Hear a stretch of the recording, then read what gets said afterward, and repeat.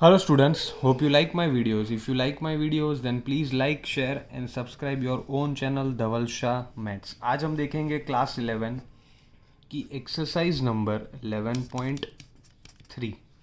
तो 11.3 जो कि है प्लेन के बारे में। तो उसको शुरू करने से पहले दोस्तों हम सबसे पहले देखेंगे उसके रिगार्डिंग जो कॉन्सेप्ट्स है उसकी बात कर लेते हैं। तो सबसे पहले बात करते हैं प्लेन का जो इक्वेशन होता है, ठीक है। तो प्लेन का जो इक्वेशन होता है उसमें दो टाइप के इक्वेशन आते हैं, एक आता है वेक्टर इक्वेशन और दूसरा आता है जो कि है कार्टेशियन इक्वेशन। तो अगर प्लेन के इक्वेशन की बात करें तो उसका जो वेक्टर इक्वेशन है वो कहलाएगा that is R bar dot N bar equals to D. तो वो हो गया उसका वेक्टर इक्वेशन। को ये याद रखना है कि यहाँ पे जो एन बार है वो नॉर्मल होगा, ठीक है। एन बार जो होगा वो नॉर्मल होगा और डी जो है वो डिस्टेंस है। उसके बाद बात करते हैं कार्टेशियन फॉर्म। तो कार्टेशियन फॉर्म का इक्वेशन होगा students that is L X plus M Y plus N Z equals to D.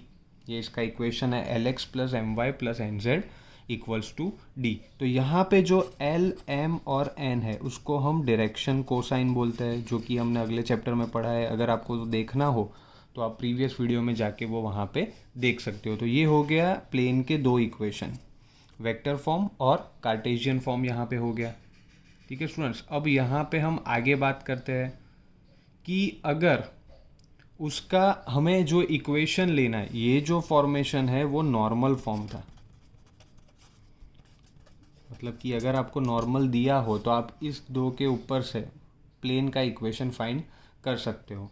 Plane एक ऐसा शेप होता है जिसको हम 3D में ड्रॉ करना चाहे तो कुछ इस हिसाब से वो प्लेन बनता है हमारे लिए। क्यूबिकल फॉर्म होता है जिसको हम एक प्लेन कह सकते हैं, ठीक है।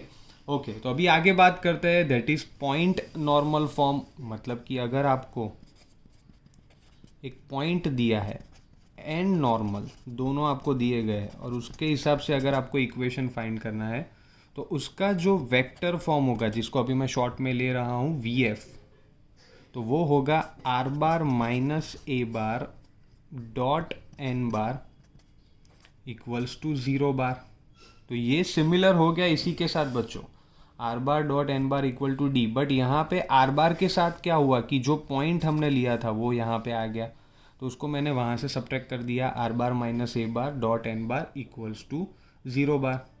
अभी बात करते हैं उसके कार्टेशियन फॉर्म की, जो कि उतना इंपॉर्टेंट नहीं है बट यहाँ पे हम दिखा रहे हैं that is A X minus X one plus B Y minus Y one plus C z minus Z one equals to 0। ये हो गया उसका कार्टेशियन फॉर्म।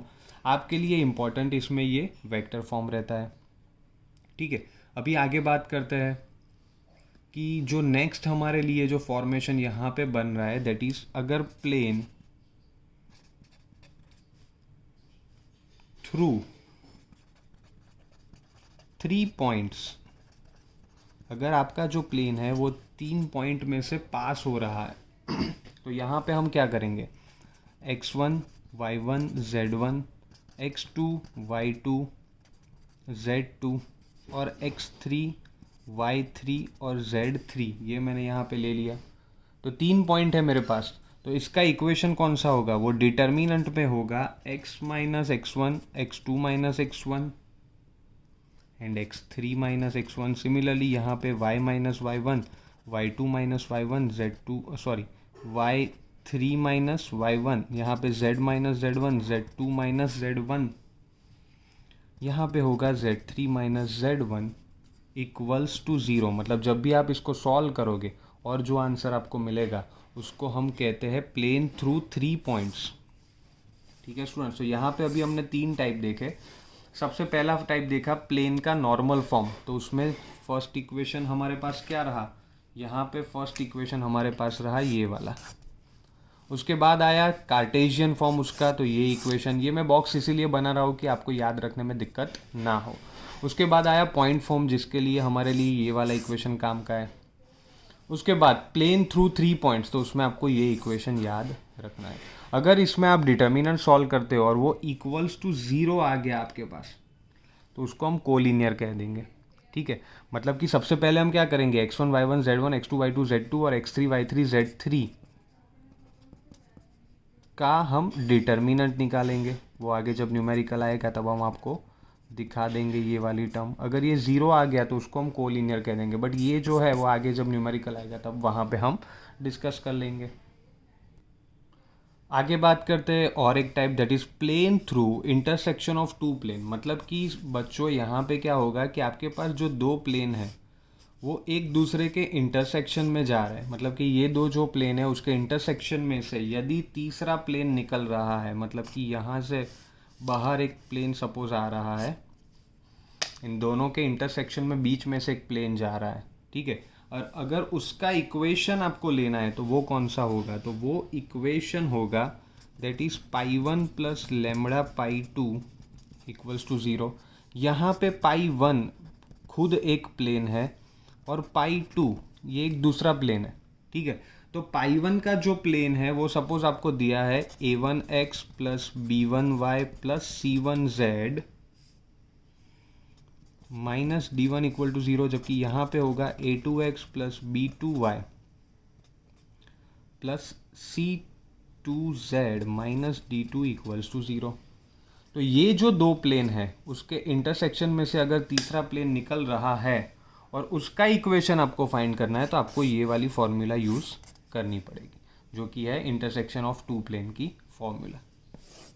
आगे देखते हैं बच्चों और फॉर्मूलाज जो प्लेन के फॉर्म में यहाँ पे आपको काम में आएगी, जो कि एक बहुत ही इम्पॉर्टेंट टॉपिक है, that is angle between two plane. क्योंकि आगे हमने लाइंस में भी एंगल को पढ़ा था, तो अब यहाँ पे भी ले रहे हैं एंगल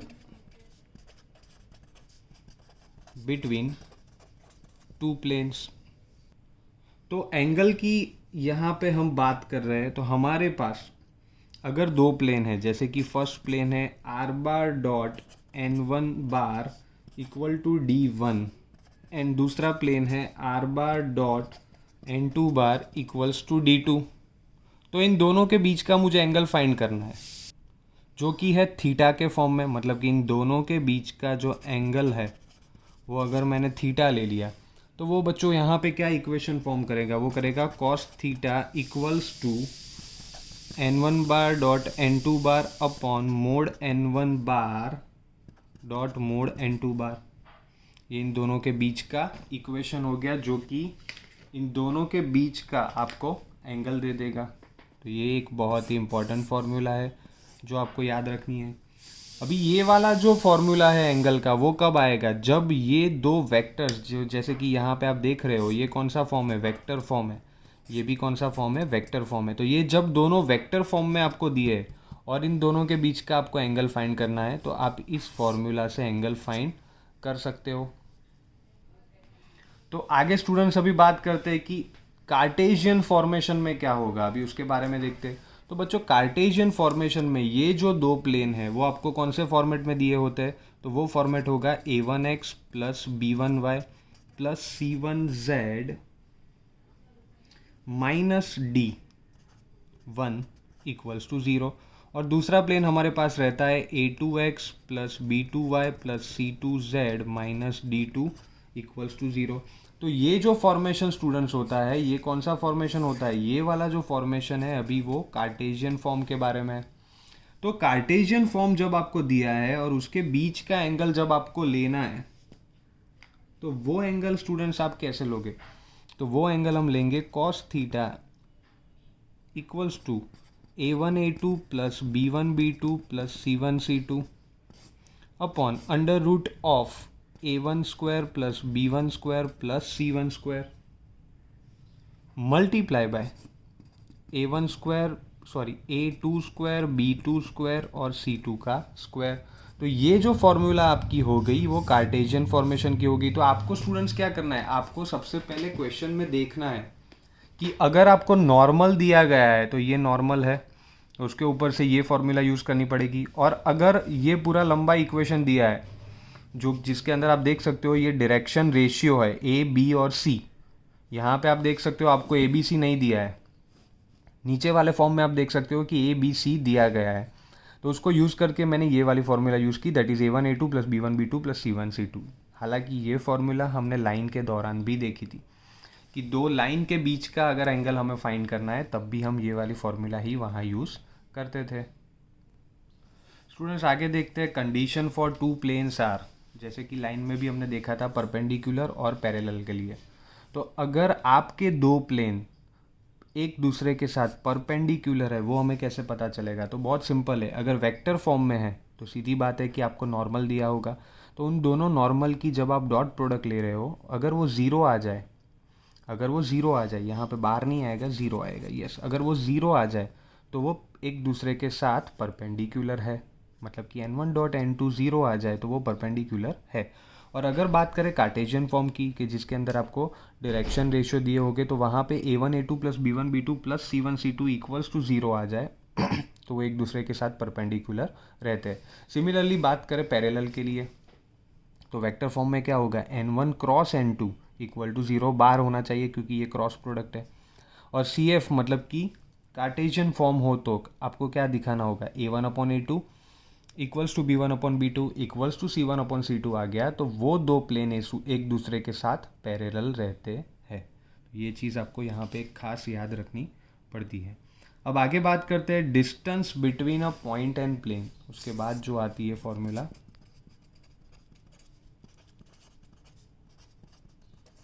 पॉइंट एंड प्लेन। अगर एक पॉइंट है और प्लेन है, उन दोनों के बीच का डिस्टेंस, पॉइंट का सपोज मैं ले रहा हूँ यहाँ पे x1 y1 z1, और प्लेन की बात करें तो प्लेन में होगा, सपोज मेरे पास है ax plus B y plus c z minus d equals to zero. ठीक है, तो अगर इसके डायरेक्शन की बात करें, मतलब कि डिस्टेंस की बात करें इन दोनों के बीच में, मतलब कि ये अगर मेरा एक प्लेन है, यहाँ पे एक पॉइंट है, इन दोनों के बीच का डिस्टेंस मुझे फाइंड करना है। ये सपोज x1 y1 z1 है जो कि पॉइंट यहाँ पे दिखाया है ये, और ये वाला प्लेन है, इन दोनों के बीच का डिस्टेंस मुझे ये फाइंड करना है। तो वो मैं कैसे करूँगा? तो उसके लिए जो फॉर्मूला है that is distance equals to ax1 plus by1 plus cz1 minus d upon a square plus b square plus c square. तो वो हो गई उसकी डिस्टेंस फार्मूला। ठीक है, ऑब्वियस है ये कार्टेशियन फॉर्म के डिस्टेंस की फार्मूला रहती है। ठीक है, तो ये आपको याद रखनी है। ax1 यहाँ पे क्या होगा, a यहाँ से लेना है, x1 यहाँ से लोगे, b यहाँ से लोगे, y1 सिमिलरली यहाँ पे d सभी वैल्यू आपको मिल गई है, तो वो डायरेक्टली आप इसके अंदर रखोगे तो आपको आपका आंसर मिल जाएगा डिस्टेंस के बारे में। आगे और एक इम्पॉर्टेंट फार्मूला है that is distance between two parallel planes. अभी स्टूडेंट जब पैरेलल प्लेन्स है, मतलब इस टाइप के कुछ आपके प्लेन होंगे, तो इन दोनों के बीच का मुझे डिस्टेंस फाइंड करना है। ठीक है, इन दोनों के बीच का मुझे डिस्टेंस फाइंड करना है। तो सबसे पहले बात करते हैं उसके इक्वेशन की। तो सपोज़ ये वाला मेरा जो प्लेन है वो π1 है, तो इसका इक्वेशन मैं ले रहा हूँ ax plus B y plus c z minus d1 equals to zero. ये वाला प्लेन मेरा है दैट इज़ π2, तो उसको मैं ले रहा हूँ ax plus B y plus c z minus d2 equals to zero. तो इसका मतलब क्या हुआ बच्चों कि जब दोनों प्लेन पैरेलल है तो a b और c की वैल्यू ऑलवेज आपको सिमिलर ही मिलेगी। a b और c की वैल्यूज़ ऑलवेज आपको सिमिलर मिलेगी। तो उसी से आपको पता चलेगा कि ये जो दो प्लेन्स है वो एक दूसरे के साथ पैरेलल है। तो इसके अंदर क्या होगा कि जो d1 और d2 की वैल्यू है वो डिफरेंट होगी। ठीक है, जो d1 और d2 की वैल्यूज़ है वो यहाँ पे डिफरेंट होगी। तो इसके ऊपर से इसकी जो डिस्टेंस फार्मूला है वो कौन सी होगी, that is d1 minus d2 upon under root a square plus b square plus c square. तो ये हो गई उसकी डिस्टेंस फार्मूला। तो ये भी आपको याद रखनी है कि जब दो पैरेलल प्लेन है और उसके बारे में आपको डिस्टेंस फाइंड करना हो तो आप इस फॉर्मूला के ऊपर से डिस्टेंस को फाइंड कर सकते हो। ठीक है, तो ये सारी जो फॉर्मूलाज है वो आपको याद रखनी है। और इसके ऊपर से अब आगे हम करते हैं एक्सरसाइज नंबर 11.3। 3। तो फर्स्ट सम है 11.3 का, that is determine the direction cosine of normal to plane distance from origin this. मतलब यहाँ पे आपको एक प्लेन दिया है 2x 3y minus Z equal to 5, जो कि सिंपल बात है वो कार्टेशियन फॉर्म के अंदर है। ये कौन सा फॉर्म है? कार्टेशियन फॉर्म है। तो इसके ऊपर से मुझे ये तो पता चल गया कि ये मेरा a है, ये b है, और यहाँ पे 1 है, -1 z के आगे कुछ नहीं है तो -1 है, वो मेरा c हो गया। तो इसी के ऊपर से मैं क्या करूँगा, सबसे पहले डायरेक्शन कोसाइन मैं फाइंड करूँगा, that is under root of 2 का स्क्वायर प्लस 3 का स्क्वायर प्लस -1 का स्क्वायर, जो मुझे मिल गया √14।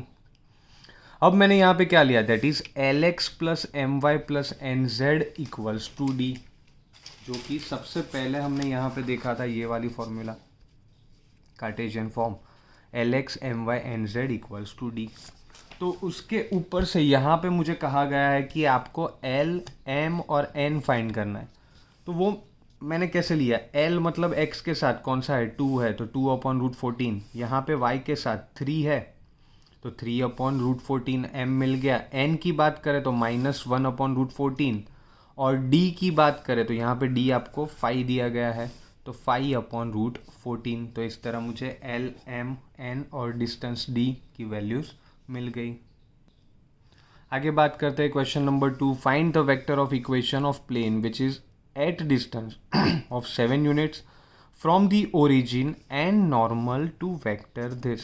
मतलब कि नॉर्मल आपको दिया गया है, नॉर्मल होगा तो वेक्टर फॉर्मेशन आ जाएगा। तो नॉर्मल मैंने ले लिया 3i + 5j - 6k, और 7 यूनिट्स का मुझे डिस्टेंस मतलब d भी ऑलरेडी दिया गया है।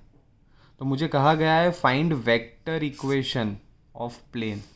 तो वेक्टर इक्वेशन ऑफ प्लेन में मुझे सबसे पहले नॉर्मल फाइंड करना पड़ेगा, तो उसका मैं यूनिट वेक्टर ले रहा हूँ n/(n)।